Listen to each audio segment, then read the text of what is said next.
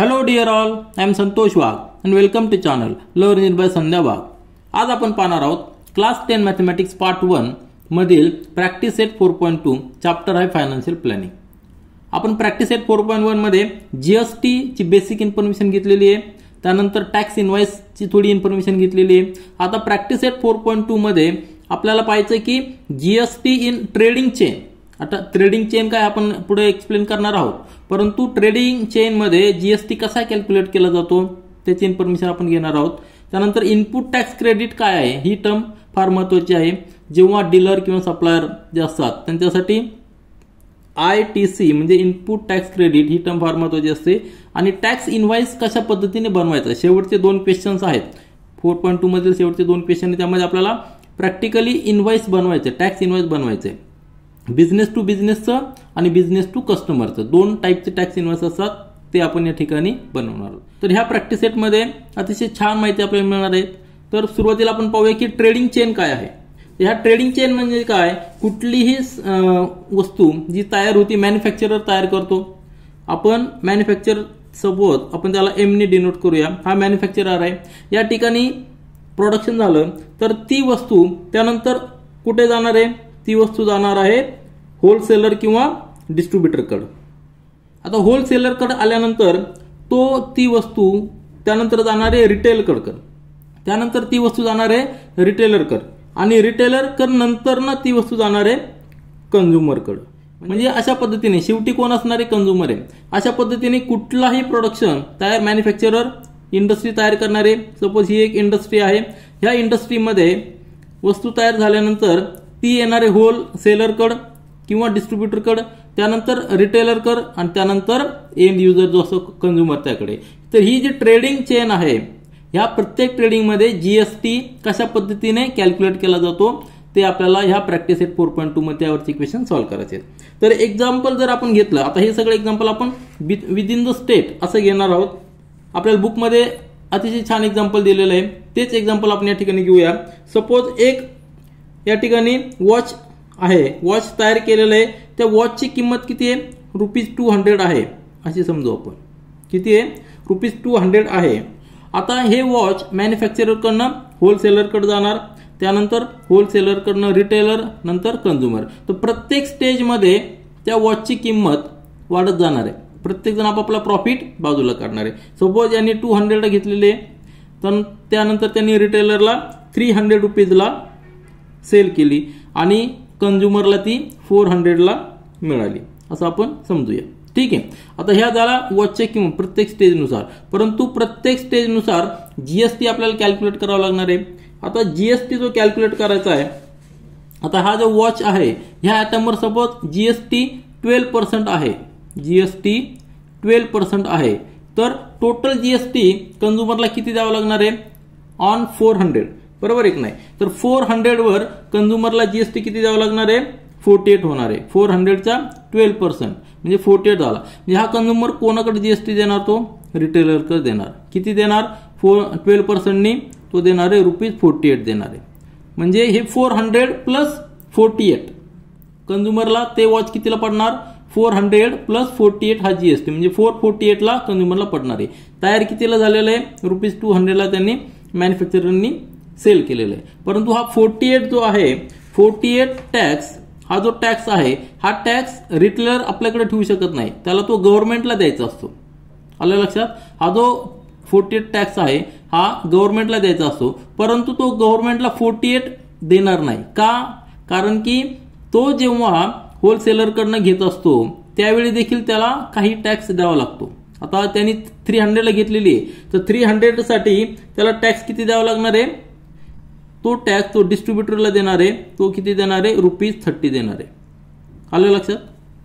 किती देणार आहे, ₹30 टॅक्स याला देणार आहे आणि 300 वॉचची किंमत आहे. म्हणजे रिटेलरला ते वॉच कितीला पडलं, 336 ला पडलेलं आहे. आलं लक्षात. आता हा जो 36 तो टॅक्स आहे, हा टॅक्स होलसेलर आपल्याकडे ठेवू शकत नाही, त्याला गव्हर्नमेंटला द्यायचा असतो. परंतु तो गव्हर्नमेंटला किती देणार आहे ते आपण कॅल्क्युलेट करूया. पण तो ज्या वेळेस मॅन्युफॅक्चररकडनं वॉच घेतो 200 ला, त्यावेळी त्याला मॅन्युफॅक्चररला टॅक्स द्यावा लागतो. याला किती द्यावा लागतो, याचा 12% म्हणजे किती झालेला आहे, ₹24. ₹24. आलं लक्षात. आता चेन लक्षात घ्या. जेव्हा मॅन्युफॅक्चरर वॉच तयार करतो 200ला तो विकतो होलसेलरला, त्यावेळी 200 ही वॉचची किंमत प्लस जीएसटी किती 24. मग हा जो 24 टॅक्स तयार झालेला आहे, 24 टॅक्स जो आहे तो मॅन्युफॅक्चरर आपल्याकडे ठेवतो का? नाही ठेवत. तो काय करतो? तो गव्हर्नमेंटला देतो. हा जो टॅक्स आहे हा सगळा टॅक्स कोणाकडे जातो? तो गव्हर्नमेंट. या ठिकाणी सपोज आपण गव्हर्नमेंट आहे असं समजूया. या ठिकाणी लक्षात घ्या, या ठिकाणी गव्हर्नमेंट आहे असं समजा. तर हा जो 24 टॅक्स मॅन्युफॅक्चरकडे आलेला आहे तो स्वतःकडनं ठेवतो, तो कोणाकडे देतो? गव्हर्नमेंटकडे देतो. ₹24 हा जीएसटी आलेला आहे. जीएसटी कुठे गेलेला आहे? गव्हर्नमेंटकडे. मग आता होलसेलरनी काय केलेलं आहे? 24 टॅक्स दिलेला आहे, परंतु त्याला किती मिळालेला आहे? त्याला 36 मिळालेला आहे. आलं लक्षात. त्यांनी दिलेला आहे 24. आता मॅन्युफॅक्चररनी जेवढा आला तेवढा दिलाय, परंतु होलसेलरला तसं झालेलं आहे का? नाही. त्यांनी दिलेला 24 परंतु त्याच्याकडे आलेला 36. म्हणजे जो डिफरन्स आहे, डिफरन्स किती आहे? ₹12चा. तो ₹12चा त्याला गव्हर्नमेंटला द्यावा लागणार. आलं लक्षात. म्हणजे याला टॅक्स किती द्यावा लागणार? 36 मायनस 24 म्हणजे याला ₹12 गव्हर्नमेंटला द्यावं लागणार. मॅन्युफॅक्चरर 24 डायरेक्ट देणार, परंतु होलसेलर किती देणार? फक्त 12 देणार, कारण की त्यांनी ऑलरेडी 24 इकडे दिलेला आहे. 36 जरी त्याच्याकडे आला तरी 24 त्यातला त्यांनी मॅन्युफॅक्चरर दिलेला आहे, म्हणून रिमेनिंग 12 तो गव्हर्नमेंटला देणार. त्याच पद्धतीने रिटेलर जो आहे, रिटेलर काय करणार? रिटेलर किती टॅक्स आलेला आहे? 48 आलेला आहे, परंतु त्यातला त्यांनी होलसेलरला किती दिलेला आहे? 36. म्हणजे जो काय डिफरन्स आहे, किती डिफरन्स आहे? 12 डिफरन्स आहे. तो काय करणार? तो गव्हर्नमेंटला देणार. जेवढा डिफरन्स आहे तेवढा तो गव्हर्नमेंटला देणार. म्हणजे गव्हर्नमेंटला टॅक्स रिटेलरकडनं पण भेटणार, पण किती भेटणार आहे? 48 त्याला आलेला आहे आणि त्यातलं त्यांनी आधीच 36 होलसेलरला दिलेला आहे. म्हणजे जेवढा डिफरन्स आहे ₹12 तेवढाच तो गव्हर्नमेंटला देणार आहे. म्हणजे गव्हर्नमेंटला टॅक्स कोणाकडनं भेटलेला आहे? मॅन्युफॅक्चरकडनं 24 भेटलेला आहे, होलसेलरकडनं ₹12 भेटलेला आहे आणि रिटेलरकडनं 12 भेटलेला आहे. म्हणजे टोटल टॅक्स किती झालेला आहे? 24 प्लस 12 प्लस 12 म्हणजे टोटल जीएसटी गव्हर्नमेंटला किती भेटलेला आहे? ₹48. आलं लक्षात. जो की ₹48 कंझ्युमरनी दिलेला आहे. म्हणजे ह्या ट्रेडिंग चेनमध्ये तुमच्या लक्षात आलं असेल, जो काही टॅक्स आहे तो सगळा टॅक्स कंझ्युमर देत असतो. रिटेलर किंवा होलसेलर किंवा मॅन्युफॅक्चरर कुठलाही टॅक्स भरत नाही. ते एंड युजर जो आहे कंझ्युमर त्याच्याकडनं त्यांनी घेतलेला असतो. जरी मॅन्युफॅक्चररने 24 दिला तर तो त्यांनी खिशातला दिला का? नाही, त्यांनी होलसेलरकडनं घेतलेला आहे. होलसेलरनी किती टॅक्स भरलेला आहे? ₹12. किती भरलेला? ₹12. पण त्यांनी ₹12 खिशातला भरलेला का? नाही, त्यांनी रिटेलकडनं 36 घेतलेले आहेत. त्यातला 24 मॅन्युफॅक्चररला दिलेला आहे आणि 12 गव्हर्नमेंटला दिलेला आहे.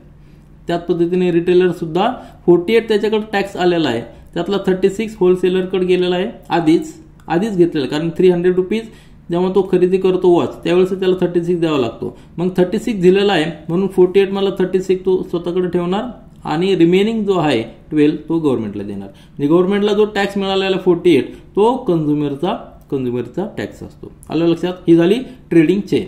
मग या ठिकाणी एक महत्वाची टर्म येते ती म्हणजे ITC, इनपुट टॅक्स क्रेडिट. ज्यावेळी होलसेलर किंवा रिटेलर ₹12 गव्हर्नमेंटला देतात, तेवढेच का देतात? कारण त्यांनी टॅक्स घेतला 36 रिटेलकडनं याने, परंतु देताना गव्हर्नमेंटला 12 दिलेला आहे. का दिलेला आहे? कारण त्यांनी ऑलरेडी 24 दिलेला आहे. म्हणजे ऑलरेडी ₹24 जो दिलेला आहे, ही जी अमाऊंट आहे ही अमाऊंटला आपण काय म्हणणार? Input tax credit. काय म्हणणार त्याला? Input tax credit. हा होलसेलरने आधीच दिलेला आहे म्हणून त्याला एवढं क्रेडिट मिळणार आहे. जरी त्यांनी 36चा टॅक्स घेतला तरी त्याला 24 ही क्रेडिट मिळणार आहे, म्हणून तो गव्हर्नमेंटला फक्त ₹12 देणार आहे. तर ही जी अमाऊंट आहे इनपुट टॅक्स क्रेडिट, ती अमाऊंट त्यांनी आधीच पे केलेली असते म्हणून त्याला क्रेडिट मिळालं असेल. तसंच रिटेलरला किती मिळणार आहे इनपुट टॅक्स क्रेडिट? तर त्याला 36 मिळणार आहे, कारण त्यांनी ते ऑलरेडी पे केलेलं आहे. जरी त्याच्याकडे ₹48 आले टॅक्सचे, जीएसटीचे कंझ्युमरकडनं, तरी तो 48 डायरेक्ट गव्हर्नमेंटला देणार नाही, तर त्यातला त्यांनी जो पे केलेला टॅक्स 36 हे त्याचं क्रेडिट आहे, म्हणून त्याला इनपुट टॅक्स क्रेडिट असं म्हणायचं. तर इनपुट टॅक्स क्रेडिट म्हणजे काय? Tax paid by the retailer or wholesaler when he purchases the item. जेव्हा ॲटम हा परचेस करतो त्यावेळी तो टॅक्स पे केलेला आहे, त्या टॅक्सला इनपुट टॅक्स क्रेडिट असं म्हणायचं. आणि ज्यावेळेस तो सेल करतो त्यावेळी त्याला जो टॅक्स मिळालेला आहे, त्यांनी जो सेल केलेला आहे त्याला आउटपुट टॅक्स म्हणायचं. आलं लक्षात?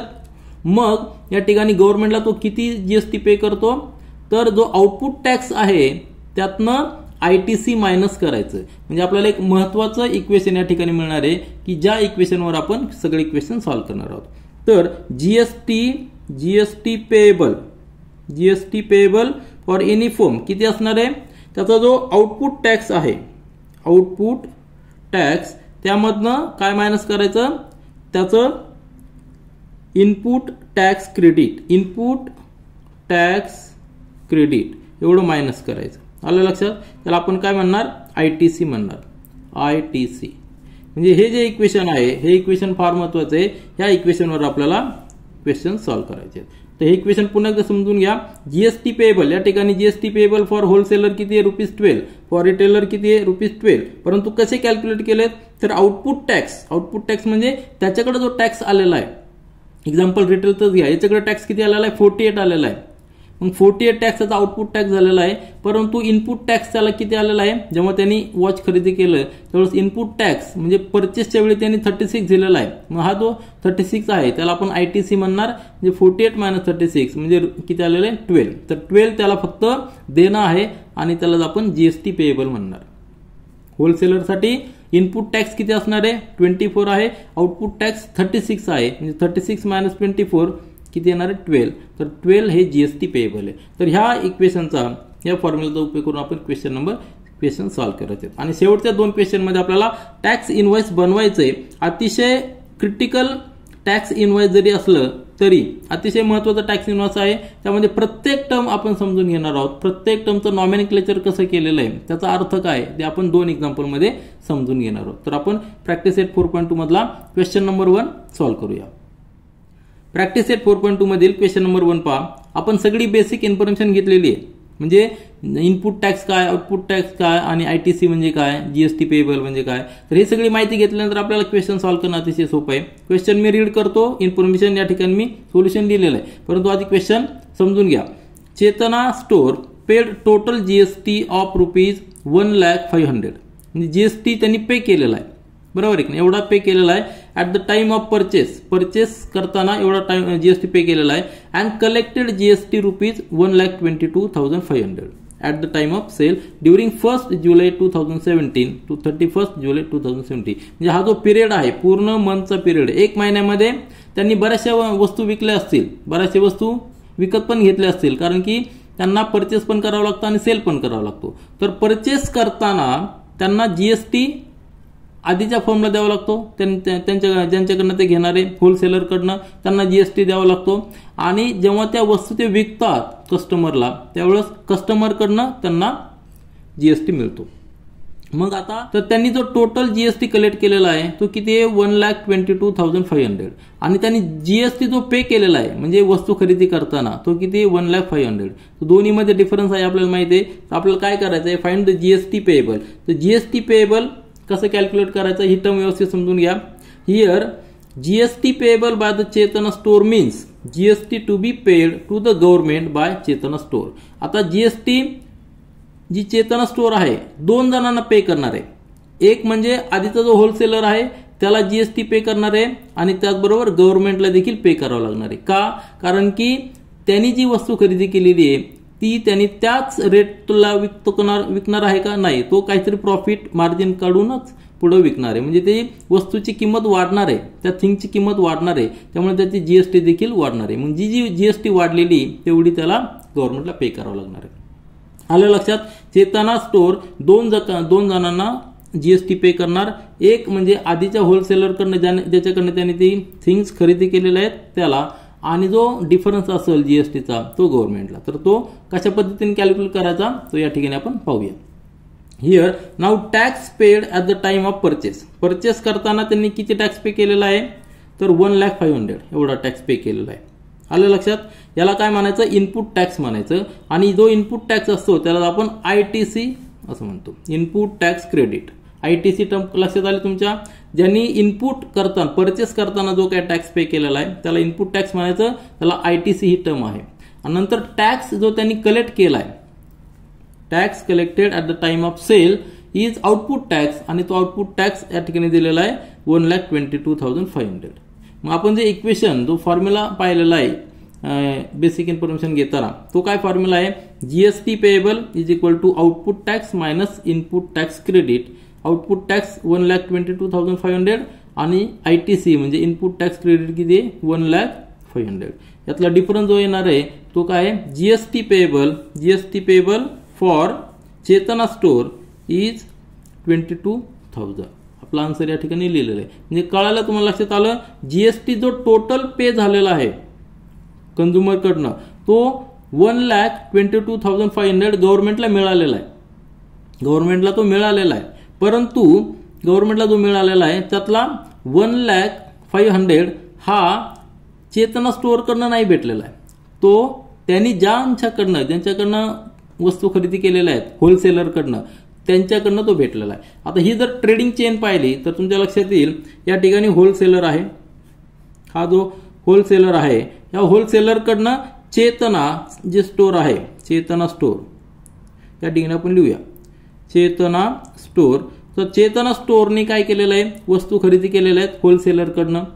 वस्तू खरेदी करताना यांना जीएसटी पे करावं लागणार आहे, कारण की कुठली वस्तू आपण घेतली की आपल्याला जीएसटी पे करावा लागतो. ज्यांच्याकडनं आपण खरेदी करतो त्यांच्याकडे पे करायचा, आणि त्यांची जबाबदारी असते की त्यांनी तो गव्हर्नमेंटला जमा करायचा. तर यांनी किती जीएसटी पे केलेला आहे, तर हा जो पे केलेला आहे तो आहे 1,05,000.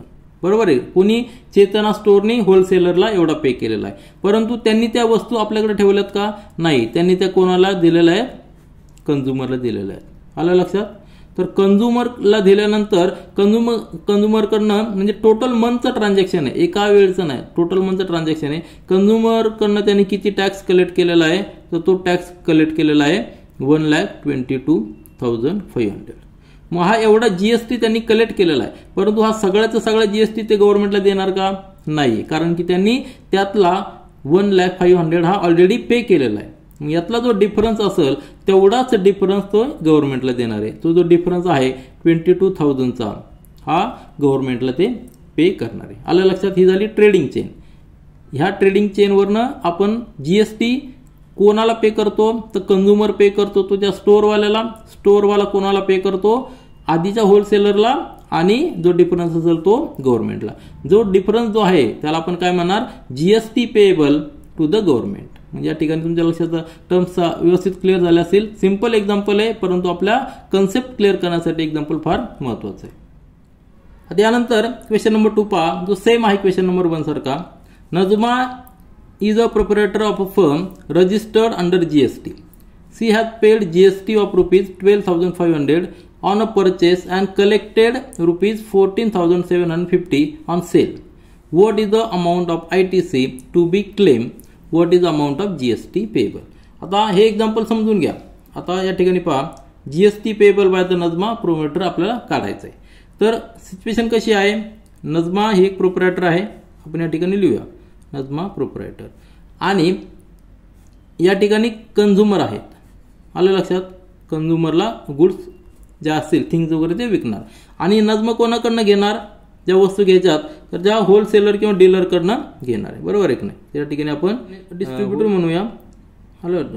तर डिस्ट्रीब्युटरकडनं नजमा प्रोप्रायटर थिंग्स घेणार आणि त्या कंझ्युमरला विकणार. परंतु जेव्हा डिस्ट्रीब्युटरकडनं घेणार वस्तू त्यावेळी डिस्ट्रीब्युटरला जीएसटी पे करावा लागणार. कोणाला, नजमा प्रोप्रायटरला. किती पे केलेला आहे तो, तर 12,500 हा जीएसटी पे केलेला आहे. कोणाला, डिस्ट्रीब्युटरला. आणि जेव्हा थिंग्स विकलेल्या आहेत कंझ्युमरला त्यावेळी त्यांच्याकडनं किती कलेक्ट केलेला आहे, तो कलेक्ट केलेला आहे 14,750. म्हणजे जास्त टॅक्स कलेक्ट केलेला आहे. थिंग्स तेवढ्याच आहेत, परंतु टॅक्स जास्त कलेक्ट केलेला आहे. जो काय डिफरन्स असेल तो डिफरन्स त्यांना गव्हर्नमेंटला द्यावा लागणार. आलं लक्षात. म्हणजे 12,500 काय आहे, हे इनपुट टॅक्स आहे. नजमा प्रोप्रायटरसाठी इनपुट टॅक्स आहे, आणि आउटपुट टॅक्स किती आहे 14,750. म्हणजे आउटपुट टॅक्स जास्त आहे, इनपुट टॅक्स कमी आहे. मग त्यातला जो डिफरन्स असेल तो GST payable to the government असणार आहे. आलं लक्षात. टोटल टॅक्स त्या थिंग्सवर किती गेलेला आहे 14,750. त्या ठिकाणी पहा हा जो टोटल टॅक्स आहे 14,750 हा कंझ्युमरला देणं भाग आहे.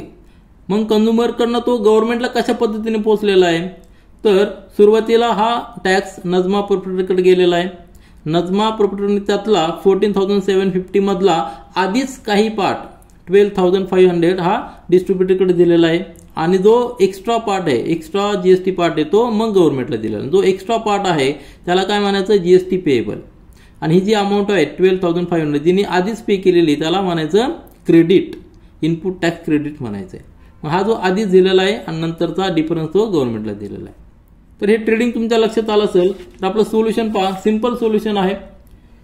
Here GST payable by the Najma proprietor is GST to be paid to the government by Najma proprietor.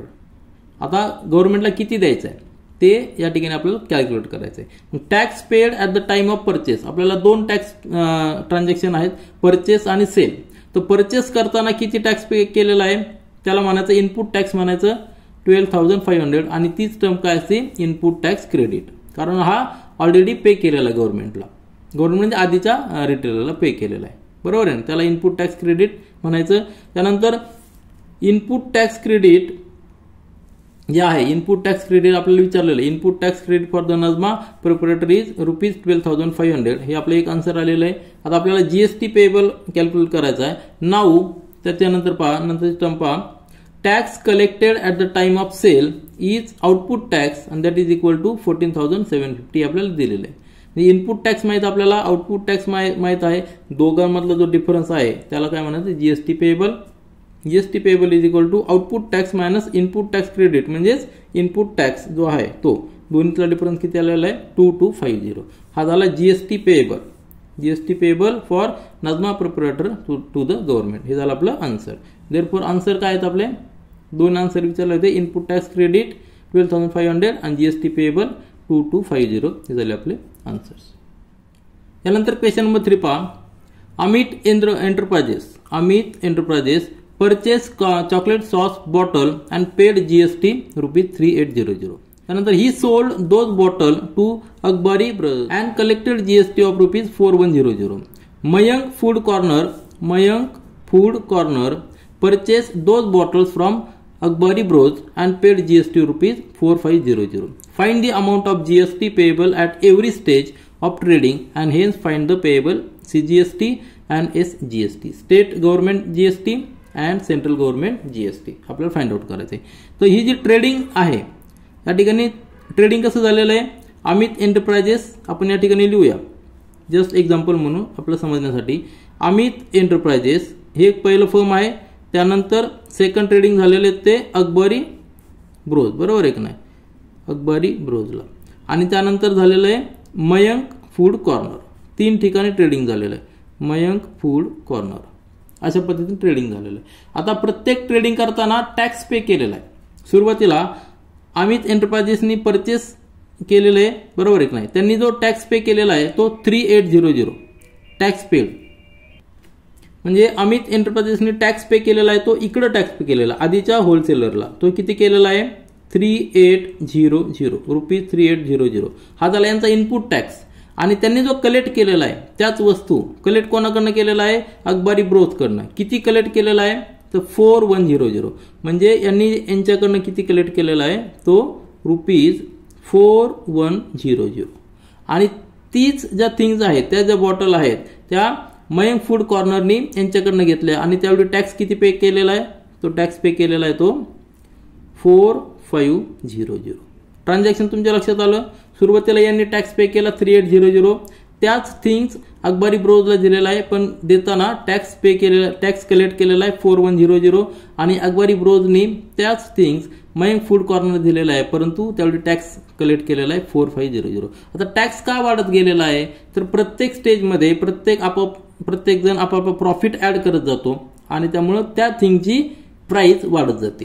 सुरुवातीला जर आपण एक्झाम्पल इंट्रोडक्शन मध्ये पाहिलेलं आहे वॉचची किंमत जर 200 असेल तर प्रत्येक स्टेजला 100 वाढत गेली आणि शेवटी कंझ्युमरला ती 400 या प्राइसला मिळली. टॅक्सेबल प्राइस 400 ती आणि त्यावर जीएसटी वेगळा.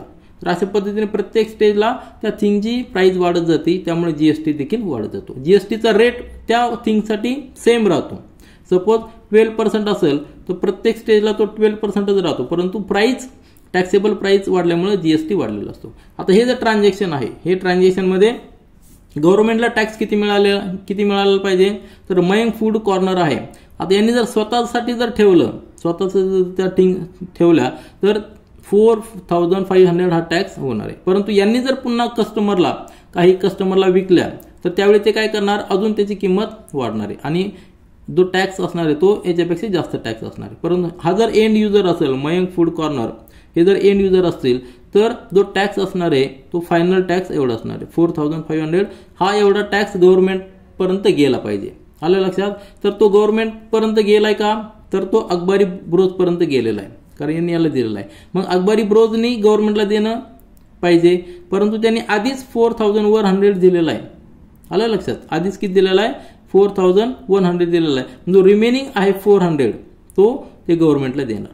आलं लक्षात. किती देणार, 400 गव्हर्नमेंटला देणार, कारण त्यांनी ऑलरेडी 4100 पे केलेला आहे. मग हा जो यांनी अमित एंटरप्राइजेसला पे केलेला आहे, तर अमित एंटरप्राइजेसनी गव्हर्नमेंटला द्यायला पाहिजे, परंतु त्यांनी ऑलरेडी किती पे केलेला आहे, 3800 होलसेलरला.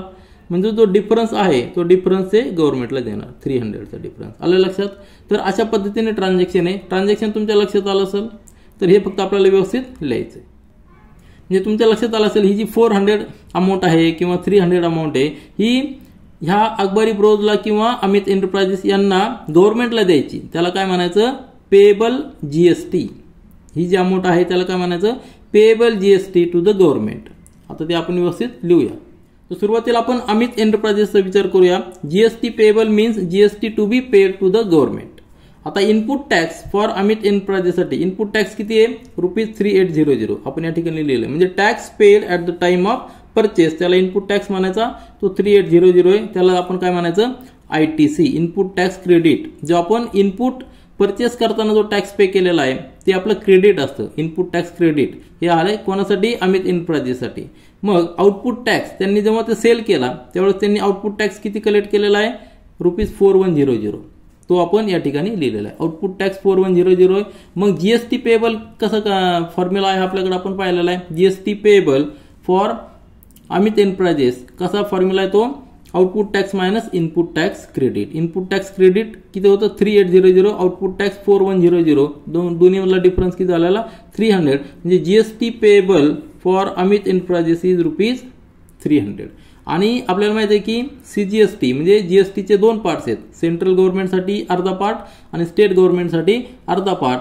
तर दोन्ही पार्ट्स इक्वल असतात आणि जीएसटीच्या हाफ असतात. म्हणजे सेंट्रल गव्हर्नमेंटचा पार्ट म्हणजे सीजीएसटी हा किती येणार आहे, 300/2 म्हणजे 150. आणि त्याच पद्धतीने सेंट्रल गव्हर्नमेंट स्टेट गव्हर्नमेंटचा पार्ट किती येणार, ₹150. टोटल टॅक्स किती, 300 त्यांनी गव्हर्नमेंटला पे केलेला आहे. आणि रिमेनिंग टॅक्स तो आधीच त्यांनी ट्रान्झॅक्शन करताना पे केलेला आहे. रिमेनिंग टॅक्स जो पाहिलेला आहे, आपण पाहिलं की रिमेनिंग टॅक्स म्हणजे टोटल टॅक्स त्यांनी 300 गव्हर्नमेंटला दिलेला आहे, परंतु 3800 आधी होलसेलरला दिलेला आहे. आलं लक्षात. फक्त त्यांनी गव्हर्नमेंटला जो दिलेला आहे, GST payable by Amit enterprises to the government is ₹300. आता पुढचं ट्रान्झॅक्शन जे आहे अकबारी ब्रोजचं ते आपण या ठिकाणी लिहूया. आता सिमिलरली फॉर अकबारी ब्रदर्स बरं का, GST payable means GST to be paid to the government. GST गव्हर्नमेंटला किती देणं, त्यांना किती देणं अपेक्षित आहे ते आपल्याला या ठिकाणी कॅल्क्युलेट करायचं आहे. तर इनपुट टॅक्स म्हणजे tax paid at the time of purchase. Purchase करताना त्यांनी टॅक्स किती पे केलेला आहे, ₹4100. हा अमित एंटरप्राइजेससाठी आउटपुट टॅक्स आहे, परंतु अकबारी ब्रोसाठी तो इनपुट टॅक्स आहे. म्हणजे इनपुट टॅक्स यासाठी किती आहे, 4100. त्याला आपण आयटीसी म्हणणार, इनपुट टॅक्स क्रेडिट म्हणणार. आणि त्यांनी जो किती टॅक्स कलेक्ट केलेला त्याला म्हणायचं आउटपुट टॅक्स. आउटपुट टॅक्स म्हणजे tax collected at the time of sale, तो किती आहे, 4500. आपला 4100 इनपुट टॅक्स आहे, आउटपुट टॅक्स 4500 आहे. दोन्ही मधला डिफरन्स जो आहे तो आपण काय म्हणणार, त्याला GST payable. GST payable is equal to output tax minus input tax credit. म्हणजेच इनपुट टॅक्स जेव्हा टॅक्स दिलेला आहे, जेव्हा परचेस करताना जो टॅक्स असेल तो टॅक्स आयटीसी आहे. दोन्हीतला डिफरन्स 400 आलेला आहे. आणि आपल्याला माहिती आहे की सीजीएसटी आणि स्टेट गव्हर्नमेंटचा टॅक्स दोन्ही इक्वल असतात आणि जीएसटीच्या हाफ असतात. तर ते 400 हजार असेल तर सीजीएसटी 200 आणि SGST किती येणार आहे 200. तर हे आपले आन्सर आहेत. त्यानंतर क्वेश्चन नंबर 4 पहा. Malik gas agency Chandigarh union territory, state नाही तर हे युनियन टेरिटरी आहे, purchase some gas cylinder for industrial use for ₹24,500 and sold them to the local customer for ₹26,500. त्या ठिकाणी व्हॅल्यू दिलेली आहे, जीएसटीचा रेट दिलेला आहे. Find the GST to be paid at the rate of 5%. 5% रेटने जीएसटी आपल्याला calculate करावं लागणार. And hence the CGST and union territory GST. State गव्हर्नमेंटसाठी काय असतं SGST असतो, तर युनियन टेरिटरीसाठी UTGST आहे. To be paid for this transaction. For union territory there is UTGST instead of SGST. आलं लक्षात. तर ट्रान्झॅक्शन कसं आहे, मलिक गॅस एजन्सी आहे. सपोज आपण या ठिकाणी बॉक्स काढूया आणि या ठिकाणी लिहूया मलिक गॅस एजन्सी. काय करते ते, सम गॅस सिलेंडर त्यांनी परचेस केलेले. कोणाकडनं परचेस केलेले, आधीचा होलसेलर असेल त्यांच्याकडनं. आलं लक्षात. तर हे जे गॅस सिलेंडर परचेस केलेले त्याची व्हॅल्यू दिलेली किती आहे, 24,500 एवढी व्हॅल्यू आहे. ₹24,500 चे गॅस सिलेंडर परचेस केलेले. परंतु गॅस सिलेंडर परचेस करताना त्यांना टॅक्स द्यावा लागणार आहे आधीच्या होलसेलरला, बरोबर आहे की नाही. आधीच्या होलसेलरला टॅक्स द्यावा लागणार आहे. तो टॅक्स किती असणार आहे, 5% असणार आहे. 5% आपल्याला कॅल्क्युलेट करावं लागणार. जीएसटीचा रेट किती आहे 5%. 5% फॉर 24,500. आता हा टॅक्स यांना पे केलेला आधीच्या होलसेलरला, आणि त्यानंतर त्यांनी हेच गॅस सिलेंडर एका लोकल कस्टमरला सेल केलेले आहेत. त्यावेळी त्यांनी त्याची किंमत किती ठेवलेली आहे, ₹26,500. त्यांनी किंमत वाढवलेली आहे. त्यांनी घेताना 24,500 घेतलेला आहे, परंतु विकताना 26,500 विकलेलं, म्हणजे त्यांचा प्रॉफिट त्यांनी या ठिकाणी ऍड केलेला आहे. परंतु आता हे जेव्हा विकतात त्यावेळी ते लोकल कस्टमरकडनं जीएसटी देखील त्यांना कलेक्ट करावा लागणार आहे. तो जो जीएसटी असणार आहे तो जीएसटी देखील 5% असणार आहे. पण 5% कशाचा, 26,500चा. आता या ठिकाणी 5% 24,500चे 5% जेवढे येतील म्हणजे तो जीएसटी असणार आहे. परंतु या ठिकाणी अमाऊंट जीएसटीची जास्त येणार आहे. म्हणजे त्यांनी अमाऊंट होलसेलरला देताना जीएसटीची अमाऊंट देताना कमी दिलेली, परंतु लोकल कस्टमरकडनं घेताना जास्त अमाऊंट घेतलेली. मग जी काय जास्तची अमाऊंट त्यांनी टॅक्स कलेक्ट केलेला आहे तो टॅक्स त्यांना गव्हर्नमेंटला द्यावा लागणार आहे. त्याला आपण काय म्हणणार, जीएसटी पेएबल. जीएसटी पेएबल का म्हणायचं, कारण की त्यांनी टॅक्स आधी देताना कमी दिलेला आहे होलसेलरला, कारण की त्यावेळेस त्या वस्तूची किंमत कमी होती. परंतु त्यांनी वस्तूची किंमत वाढवली, त्यामुळे साहजिकच टॅक्स जास्त त्यांना कलेक्ट झालेला आहे. तो काय जास्तचा कलेक्ट झालेला टॅक्स आहे तो गव्हर्नमेंटला त्यांना द्यावा लागणार, डायरेक्ट द्यावा लागणार आहे. म्हणजे ट्रान्झॅक्शन तुमच्या लक्षात आलं असेल. तर आपण काय करावं लागणार आहे, जीएसटी कॅल्क्युलेट करायचा 5% रेटनी आणि दोन्हीमधला डिफरन्स कॅल्क्युलेट करायचा. तर हे ट्रान्झॅक्शन पहा. Here payable GST means GST to be paid to the government for Malik gas agency. आता इनपुट टॅक्स किती आहे त्यांच्यासाठी, इनपुट टॅक्स म्हणजे त्यांनी परचेस करताना किती टॅक्स दिलेला आहे तो डायरेक्ट दिलेला नाही, त्यांनी रेट दिलेला आहे. मग तो टॅक्स आपल्याला कॅल्क्युलेट करावा लागणार आहे. म्हणजे गॅस सिलेंडरची price into GST rate. Gas cylinder price किती आहे 24,500, जीएसटीचा रेट 5% आहे, म्हणजे 5/100 मल्टिप्लाय करायचं आहे. हे जर ट्रान्झॅक्शन केलं तर ते आन्सर येणार आहे 1,225. हा जीएसटी इनपुट टॅक्स झालेला आहे. आणि हा इनपुट टॅक्स म्हणजेच काय, त्याला काय म्हणणार आपण, ITC म्हणणार, इनपुट टॅक्स क्रेडिट. हा त्यांनी डायरेक्ट गव्हर्नमेंटला दिलेला नाही, त्यांनी आधीचा जो होलसेलर आहे त्याला दिलेला आहे. मग गव्हर्नमेंटला पण सुद्धा देणं त्यांना भाग आहे, कारण की त्यांनी जरी इनपुट टॅक्स हा 1,225 दिलेला असेल परंतु त्यांनी कलेक्ट करताना एवढाच कलेक्ट नाही केलेला, जास्त कलेक्ट केलेला आहे. तो किती कलेक्ट केला तो आपण कॅल्क्युलेट करूया. जेव्हा त्यांनी सेल केलं त्यावेळेस आउटपुट टॅक्स कलेक्ट केलेला आहे तो किती असणार आहे, गॅस सिलेंडरची प्राइस इंटू जीएसटी रेट. आता गॅस सिलेंडरची price at the time of sale किती आहे 26,500 इंटू जीएसटीचा रेट किती आहे 5% म्हणजे 5/100. हे जर आपण कॅल्क्युलेशन केलं तर यांचं मल्टिप्लिकेशन येतंय 1,325. म्हणजे हा जो टॅक्स त्यांनी कलेक्ट केलेला आहे आणि हा जो टॅक्स आहे त्यांनी दिलेला आहे आधीच्या होलसेलरला दिलेला आहे, परंतु हा कस्टमरकडनं कलेक्ट केलेला आहे. कस्टमरकडनं कलेक्ट केलेला टॅक्स हा जास्त आहे, त्याला आपण आउटपुट टॅक्स म्हणायचा. हा जास्त आहे आणि त्यांनी दिलेला कमी आहे. मग दोन्हीतला जो डिफरन्स असेल तो डिफरन्स त्यांना गव्हर्नमेंटला देणं बंधनकारक आहे. त्याला आपण जीएसटी पेएबल असं म्हणतो. यानंतर सिंपल कॅल्क्युलेशन आहे. Payable GST is equal to output tax minus input tax credit. Output tax किती आहे 1325, आयटीसी किती आहे 1225, दोन्हीतला डिफरन्स आलेला आहे 100. हा टोटल जीएसटी त्यांना गव्हर्नमेंटला द्यायचा आहे, परंतु त्याचे जे पार्टिशन होणार आहे, पण त्याचं जे डिस्ट्रीब्युशन होणार आहे ते कसणार आहे 50% सेंट्रल गव्हर्नमेंटला जाणार आणि 50% युनियन टेरिटरीला जाणार. 100चे 50% 50 रुपीज फॉर सेंट्रल गव्हर्नमेंट आणि 50 rupees for union territory government. यानंतर क्वेश्चन नंबर 5 पहा. Messrs beauty product paid 18% GST on cosmetics worth ₹6,000 and sold to a customer for ₹10,000. घेताना 6,000 ला घेतलेले, परंतु सेल करताना 10,000 ला गेलेले. What is the amount of CGST and SGST shown in the tax invoice issued. आता tax invoice जे कोण इश्यू करणार आहे, तर दिस ब्युटी प्रोडक्ट, बरोबर आहे ना, मेसर्स ब्युटी प्रोडक्ट हे इश्यू करणार आहे कोणाला, कस्टमरला. आणि कस्टमरला इश्यू करताना त्यावेळी त्याची सेलिंग प्राइस किती आहे ₹10,000. म्हणजे जो काय जीएसटी कॅल्क्युलेट होणार आहे तो ह्या सेलिंग प्राइसवर होणार आहे. त्यांनी परचेस करताना 6,000 ला परचेस केलेलं आहे, त्यावेळी त्यांनी जो टॅक्स पे केलेला आहे आधीच्या होलसेलरला तो वेगळा असणार आहे, तो ह्या टॅक्स इन्व्हॉइस मध्ये येणार नाही. परंतु हे जे टॅक्स इन्व्हॉइस इश्यू करणार आहे त्याच्यामध्ये जो टॅक्स कॅल्क्युलेट झालेला आहे तो टॅक्स कॅल्क्युलेट करण्यासाठी जी टॅक्सेबल अमाऊंट आहे ती ₹10,000 असणार आहे. लक्षात आलं. या ठिकाणी आपण जर पाहिलं तर मेसर्स ब्युटी प्रोडक्ट ही फॉर्म करणं कस्टमरला जे प्रोडक्ट गेलेले आहे त्याची किंमत किती आहे 10,000 आहे. ह्या अमाऊंटवर जीएसटी कस्टमर आपल्याला, जो कस्टमर आहे कंझ्युमर आहे तो जीएसटी पे करणार कशावर, ह्या अमाऊंटवर. आणि ही जे जीएसटी टॅक्स इनवॉइस मध्ये येणार आहे ती ही व्हॅल्यू असणार आहे. त्याची व्हॅल्यू आपण कॅल्क्युलेट करूया.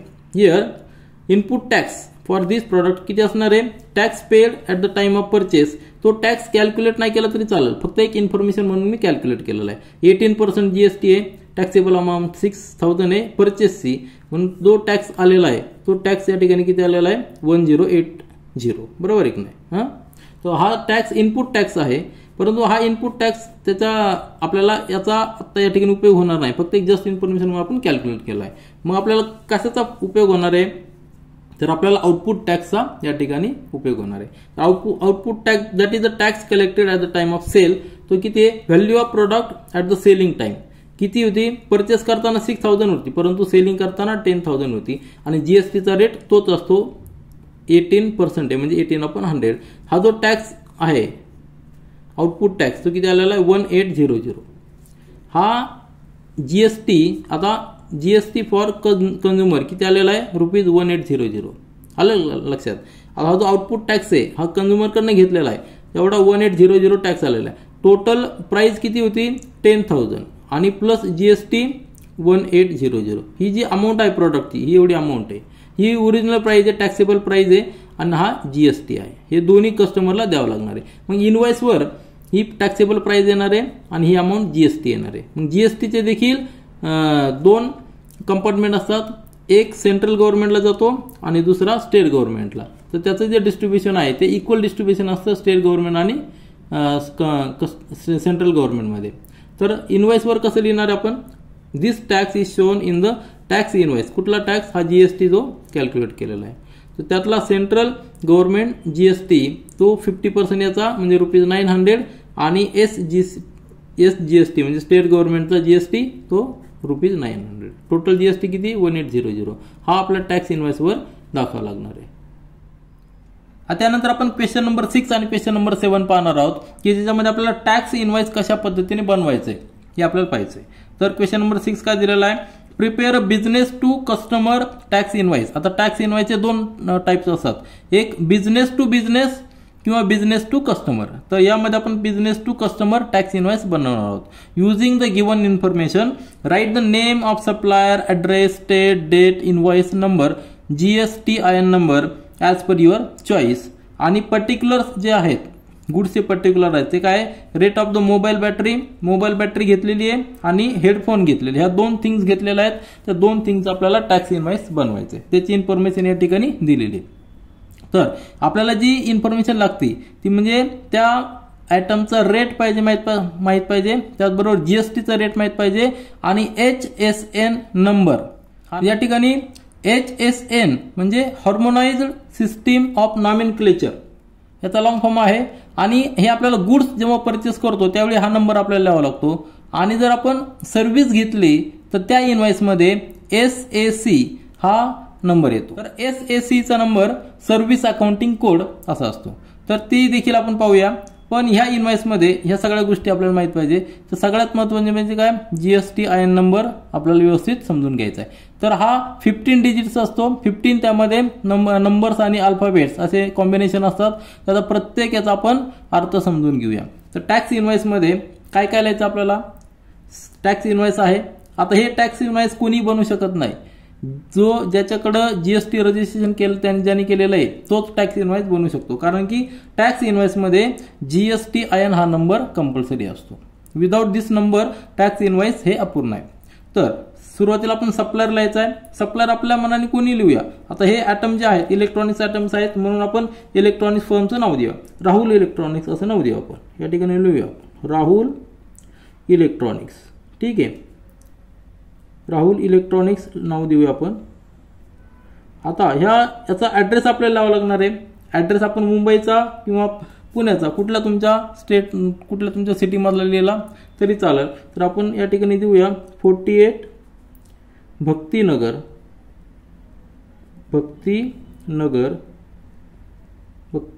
पुणे असा ॲड्रेस आपण देऊया.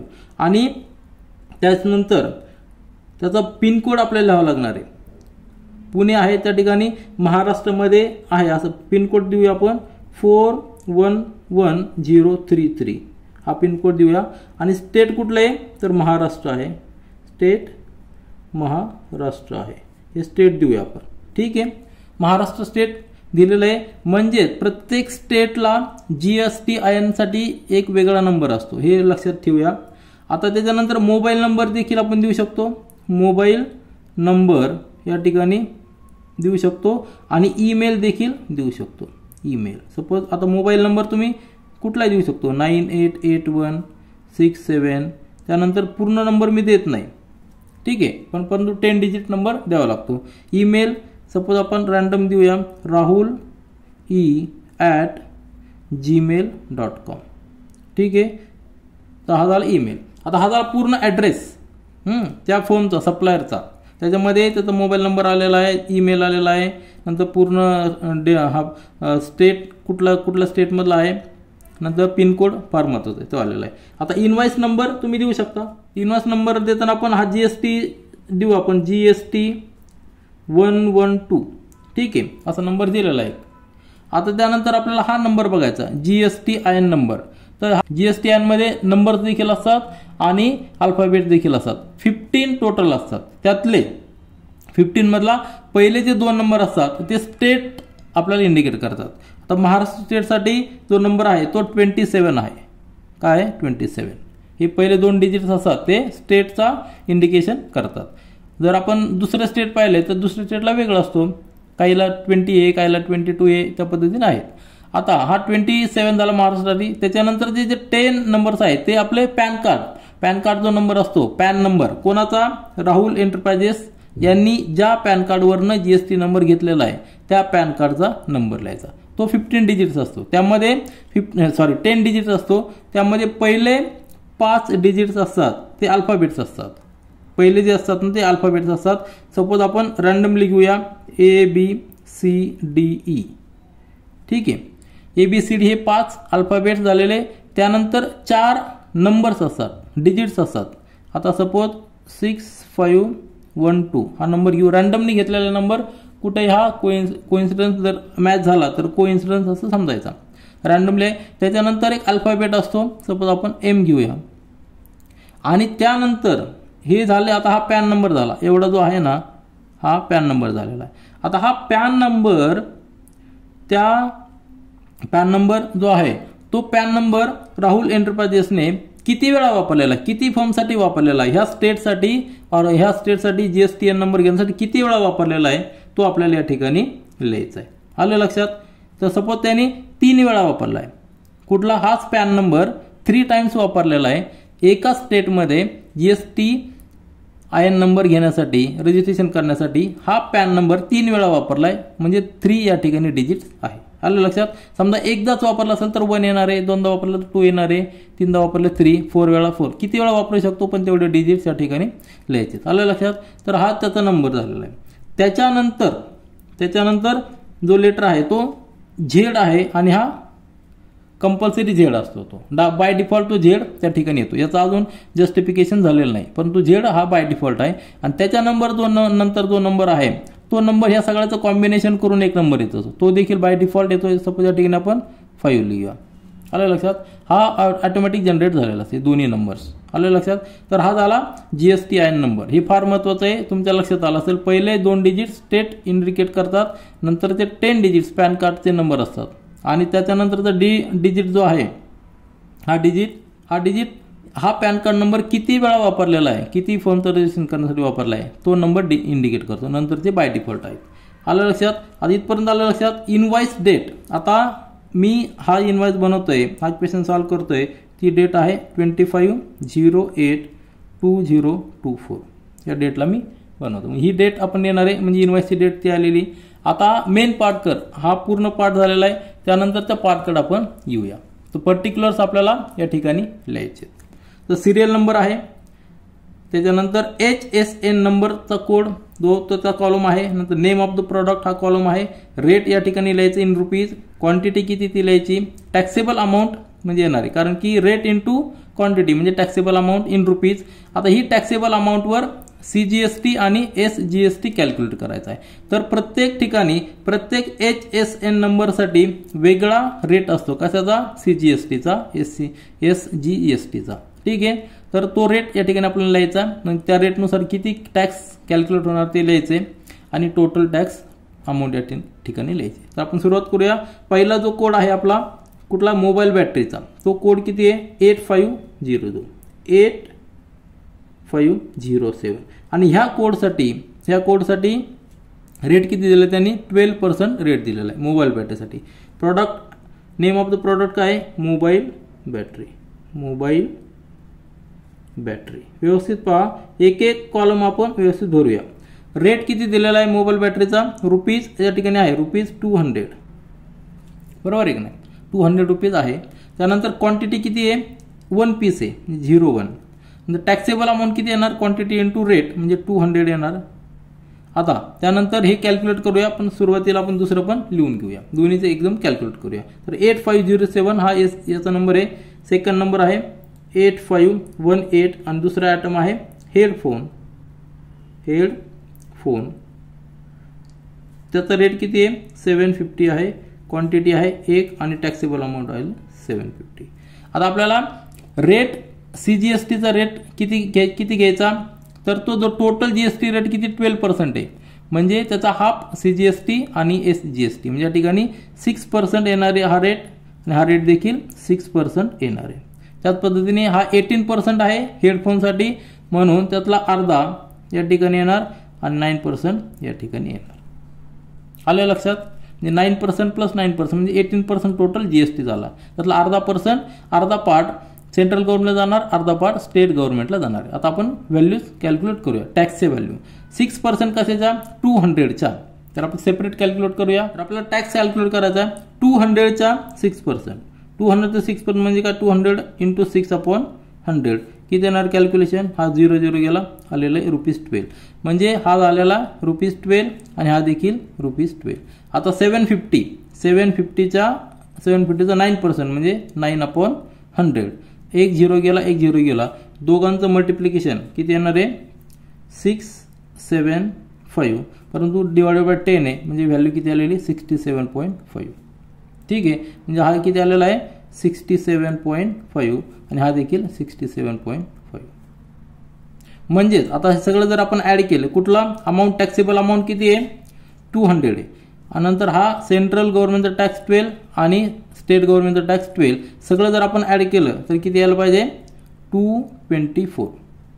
ही टोटल अमाऊंट झालेली. त्याच्यामध्ये ओरिजिनल प्राइस टॅक्सेबल अमाऊंट 200 आहे आणि 24 GST आहे. त्यातला 50% पार्ट सेंट्रल गव्हर्नमेंटला, 50% पार्ट स्टेट गव्हर्नमेंटला, म्हणजे टोटल अमाऊंट झाली 224. हा झाला या ठिकाणी. त्याच पद्धतीने 750 प्लस 67.5 प्लस 67.5 म्हणजे जी जर आपण ॲडिशन केली तर ती किती येणार आहे, हे दोघांची टोटल 135 प्लस 750 म्हणजे 885 येणार.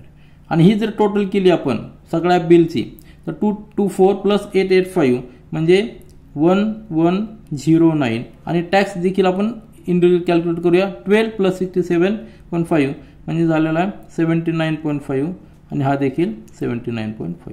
हे झालं आपलं टोटल टॅक्स इनवॉइस कंप्लीट. यामध्ये टर्म्स कुठल्या कुठल्या आलेल्या आहेत, GST IN नंबर आलेला आहे, इनवॉइस डेट आलेले आहे, इनवॉइस नंबर आलेला आहे, सप्लायरचा नाव आणि ॲड्रेस पूर्ण आलेला आहे. त्यानंतर HSN नंबर आपल्याला दिलेला असतो, तो या ठिकाणी दिलेला आहे, तो कोड आहे आणि ह्या कोडवरनं GSTचा रेट ठरलेला असतो. तर GSTचा रेट ठरवून आपण कॅल्क्युलेशन केलेले आहे. तर हे अशा पद्धतीने टॅक्स इनवॉइस हे बिझनेस टू कस्टमर आहे. आता बिझनेस टू बिझनेसचा टॅक्स इनवॉइस त्यामध्ये थोडासा चेंज आहे, तो आपण नेक्स्ट एक्झाम्पलमध्ये पाहूया. यानंतर प्रॅक्टिस सेट 4.2 मधील क्वेश्चन नंबर 7 पहा. आता यामध्ये आपल्याला business to business prepare business to business tax invoice बनवायचे. आधीच्या क्वेश्चनमध्ये आपण बिझनेस टू कस्टमर बनवलेलं आहे. यामध्ये डिफरन्स काय असणार आहे, तर दोन्ही बिझनेस आहेत म्हणजे दोघांकडं GST IN नंबर असणार आहे. परचेस करणारा पण आणि देणार पण, सप्लायर पण आणि रिसिप्ट पण दोघांना देखील GST IN नंबर असणार आहे. तर हे का नंबर द्यावा लागतात, आपण माहिती आहे की बिझनेस टू बिझनेस म्हणजे बिझनेस करणारा काय करतो, टॅक्स हा स्वतः पे करत नाही, तो कस्टमरकडनं घेत असतो, म्हणून त्यासाठी GST IN नंबर पाहिजे असतो. तर prepare business to business tax invoice as per the details given below. Name of supplier, address, date etcetera as per your choice. सप्लायरचं name, address, GST IN number, invoice number, date हे सगळं आपल्याला लिहायचं आहे. रिसिपंटचं देखील ते सगळं लिहायचं आहे. आता ॲटम्स कुठले घेतलेले आहेत, पेन्सिल बॉक्सेस घेतलेले आहेत, 100 जे आहे नंबर घेतलेले आहेत. नंतर HSN त्याचा नंबर दिलेला आहे, रेट दिलेला आहे आणि GST जो रेट आहे GSTचा रेट तो या ठिकाणी दिलेला आहे. तर ही सगळी इन्फॉर्मेशन दिलेली आपण टॅक्स इनवॉइस सुरुवात करूया. तर आपल्याला माहिती आहे की आपल्याला काय लिहायचं आहे, सप्लायर आणि याचा ॲड्रेस लिहायचा आहे, सप्लायर आणि रिसिपंटचा ॲड्रेस लिहायचा आहे. सप्लायरचं आपण नाव रॅन्डमली कुठलं घेऊ, आता या ठिकाणी घेऊ आपण राज एंटरप्राइजेस आणि ॲड्रेस पूर्ण डिटेल्समध्ये ॲड्रेस लिहायचा आहे. सपोज आता आपण ॲक्च्युअल कुठलाही लिहू शकत नाही, रॅन्डमली आपल्याला काय तरी लागणार आहे. सपोज 12 पथ मुंबई, ठीक आहे, मुंबई आणि त्याचा कोड किती 400001 असं लिहू आपण. नंतर महाराष्ट्रामध्ये आहे, ठीक आहे, महाराष्ट्रासाठी GSTचा कोड किती असतो 12 असतो. आणि रिसिपंटचं लिहू आपण विनोद एंटरप्राइजेस, त्याचा पण ॲड्रेस असं लिहू 15 पथ मुंबई, ठीक आहे. आता हा वेगळा लिहिला तरी चालेल किंवा तो लिहिला तरी चालेल, कारण या ठिकाणी वेगळा लिहिला तरी चालेल किंवा तोच लिहिला तरी, फक्त ॲड्रेस बरं का, नाव तर वेगळंच असणार आहे. इनवॉइस नंबर हा GSTचा आहे, GST 007 आलं लक्षात. आणि आता GST नंबर सप्लायरचा लिहायचा आहे, रिसिपंटचा पण लिहायचा आहे. तर GST नंबर सुरुवातीला कोड महाराष्ट्राचा कोड लिहायचा 27. त्यानंतर जे 15 डिजिट्स आहेत तर पॅन नंबर जो आहे तो नंबर लिहायचा. पॅन नंबरमध्ये पहिले 5 जे असतात ते अल्फाबेट्स असतात, सपोज ABCDE. त्यानंतर 4 डिजिट्स असतात 1 2 3 4. पुन्हा एकदा लेटर असतो P, लेटर घेऊया. त्यानंतर जे लेटर आहे ते लेटर हा जो पॅन नंबर राज एंटरप्राइजेसने किती वेळा वापरलेला आहे फर्मसाठी तो नंबर्स लिहायचा. सपोज त्यांनी 2 वेळा वापरला आहे 2 लिहायचा. त्यानंतर जो नंबर येणार आहे हा नंबर आहे, त्याच्यानंतरचा जो नंबर आहे तो बाय डिफॉल्ट Z आहे, Z लेटर येतं आहे. आणि ह्या सगळ्याचं कॉम्बिनेशन करून एक नंबर तयार होतो ऑटोमॅटिक. तो नंबर या ठिकाणी कुठला येऊ शकतो, 5 येतो 6 येतो, काही नंबर येतो तो. हे 2 नंबरसाठी ऑटोमॅटिक जनरेट झालेले असतात. त्याच पद्धतीने GST IN नंबर लिहायचा रिसिपंटचा, त्यासाठी कोड आहे सुरुवातीचा कोड तो 27 आहे, कारण की महाराष्ट्र या ठिकाणी देखील महाराष्ट्र लिहा ॲड्रेसमध्ये, हा ठीक आहे, महाराष्ट्र त्यासाठी 27 कोड आहे. नंतर पॅन नंबर लिहायचा आहे PQRST 5 लेटर्स, त्यानंतर 4 डिजिट्स 4 5 6 7, नंतर पुन्हा एक लेटर येणार आहे M लिहू. नंतर हा पॅन नंबर विनोद एंटरप्राइजेस आहे, त्यांनी फर्मसाठी किती वेळा वापरलेला आहे, ह्या स्टेटमध्ये अजून देखील त्याच्या फर्म्स असतील त्यासाठी देखील हा पॅन नंबर वापरू शकतो. फक्त किती वेळा वापरला तो या ठिकाणी लिहायचा. सपोज त्यांनी 3 वेळा वापरला तर 3 या ठिकाणी येणार. नंतरचा नंबर Z हा बाय डिफॉल्ट आहे आणि 5 हा रॅन्डमली नंबर त्या ठिकाणी आलेला असतो. इनवॉइसची डेट, आता हा इनवॉइस मी बनवतोय 25/08/2024 ला बनवतोय. ठीक आहे, ह्या डेटला इनवॉइस बनवतो, ही डेट आलेली. आता त्यानंतर आपल्याला हे कॉलम भरायचे. सिरियल नंबर आहे 1 2, HSN कोड जे आहे त्या ठिकाणी लिहूया आपण 3924. पहिला जो कोड आहे तो. Name of the product pencil boxes आणि रेट किती आहे त्याचा, रेट दिलेला आहे 20 या ठिकाणी लिहायचं रेट 20. क्वांटिटी किती आहे 100. आता टॅक्सेबल अमाऊंट दोघांचं मल्टिप्लिकेशन आपल्याला घ्यावं लागणार आहे. दोघांचं मल्टिप्लिकेशन किती येणार आहे 2000 लिहूया.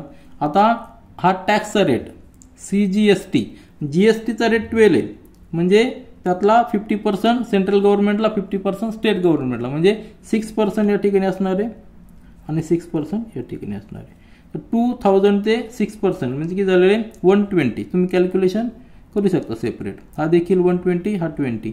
आता ही ॲड करायची. 2000 ही ओरिजिनल प्राइस टॅक्सेबल अमाऊंट, हा 120 सेंट्रल गव्हर्नमेंटचा टॅक्स, 120 स्टेट गव्हर्नमेंटचा टॅक्स, म्हणजे 120 240 मध्ये ॲड झाले, म्हणजे किती झाले 2240. ही झाली टोटल अमाऊंट पेन्सिल बॉक्ससाठी द्यावं लागणार आहे. त्यातला टॅक्सेबल अमाऊंट ओरिजिनल किंमत किती आहे 2000, परंतु टॅक्स किती आहे 240 टॅक्स आहे. 240 हा टोटल GST आहे, त्यातला 50% टॅक्स हा सेंट्रल गव्हर्नमेंटला जाणार, 50% स्टेट गव्हर्नमेंटला जाणार. आता नेक्स्ट नंबर जो आहे तो आहे 9503 आणि प्रॉडक्ट नेम आहे जिगसॉ पझल. ठीक आहे, जिगसॉ पझल. आता ह्या आयटमसाठी रेट किती आहे, रेट दिलेला आहे 100 रुपीज रेट या ठिकाणी दिलेला आहे आणि क्वांटिटी किती आहे 50 लिहूया. मग टोटल अमाऊंट किती होणार आहे 50 × 100 म्हणजे 5000. आता GSTचा रेट याला देखील 12% आहे, म्हणजे इथं देखील 6% येणार, इथं देखील 6% येणार. 5000च्या 6% म्हणजे 300 झालेला आहे, बरोबर आहे की नाही 300. पुन्हा 5000चं 6% म्हणजे 300 झालेला आहे. आता टोटल अमाऊंट बघा, ही 5000 300 म्हणजे 5600 ही झाली. आता हे दोघांची टोटल करायची आपल्याला. टॅक्सची देखील टोटल करूया. 120 आणि 300 म्हणजे 420 टॅक्स हा सेंट्रल गव्हर्नमेंटला जाणार आणि 420 टॅक्स स्टेट गव्हर्नमेंटला जाणार. टोटल अमाऊंट किती असणार आहे ही झाली 4 आणि या ठिकाणी 8 आणि या ठिकाणी 7840 रुपीज जे आहेत ती टोटल बिल झालेलं आहे. त्या बिलमध्ये 420 + 4 म्हणजे 840चा हा टॅक्स झालेला आहे. टॅक्सेबल अमाऊंट जी होती 7000 ही ओरिजिनल अमाऊंट आहे, परंतु 840 टॅक्स झालेला आहे. त्यातला 420 सेंट्रल गव्हर्नमेंटला जाणार, 420 स्टेट गव्हर्नमेंटला जाणार. तर हे झालं इनवॉइस बिझनेस टू बिझनेस. त्यामध्ये सप्लायरचं नाव आहे, पूर्ण ॲड्रेस आहे, त्याच्यानंतर रिसिपंट आहे, पूर्ण ॲड्रेस आहे. आता ह्या ॲड्रेसमध्ये तुम्ही त्याचा मोबाईल नंबर देखील लिहू शकता. मोबाईल नंबर लिहिणं गरजेचं आहे, मोबाईल नंबर. त्यानंतर ईमेल देखील लिहावं लागणार आहे. आता ईमेल आपण या ठिकाणी लिहू शकत नाही, पण तुम्ही लिहायचा ॲड्रेसमध्ये पाहिजे. याचा देखील मोबाईल नंबर आणि ईमेल नंबर दोन्ही पण यायला पाहिजे. ठीक आहे, तर हे झालं पूर्ण ॲड्रेस पूर्ण लिहायचा. त्याच्यानंतर इनवॉइस नंबर, नंतर GSTIN नंबर, दोघांचे पण इनवॉइस डेट हे सगळं लिहायचं आणि हे सगळं पर्टिक्युलर यामध्ये भरायचं. हे झालं टॅक्स इनवॉइस बिझनेस टू बिझनेससाठी, आणि बिझनेस टू कस्टमरचं आपण सेपरेट आधीच्या क्वेश्चनमध्ये लिहिलेलं आहे. तर अशा पद्धतीने आपण टॅक्स इनवॉइस कसं प्रिपेअर करायचं, हे काय आहे टॅक्स इनवॉइस आहे. टॅक्स इनवॉइस आणि टॅक्स इनवॉइस कोण तयार करू शकतो, ज्याच्याकडं GSTIN नंबर आहे तोच बनवू शकतो. तर हे झालं पूर्ण व्यवस्थित टॅक्स इनवॉइस. आणि याचबरोबर आपण प्रॅक्टिस सेट 4.2 पूर्णपणे सॉल्व्ह केलेला आहे. या प्रॅक्टिस सेटमध्ये आपण क्वेश्चन्स पाहिलेले की जे GST आणि GSTचं ट्रेडिंग चेंज काय आहे ते पाहिलेलं आहे. त्यानंतर इनपुट टॅक्स क्रेडिट कसं कॅल्क्युलेट करायचं ते पाहिलेलं आहे आणि आत्ताच्या दोन शेवटच्या दोन क्वेश्चनमध्ये tax invoice business to customer आणि बिझनेस टू बिझनेस कशा पद्धतीने बनवायचं हे आपण पाहिलेलं आहे. This is all for this video. Thank you.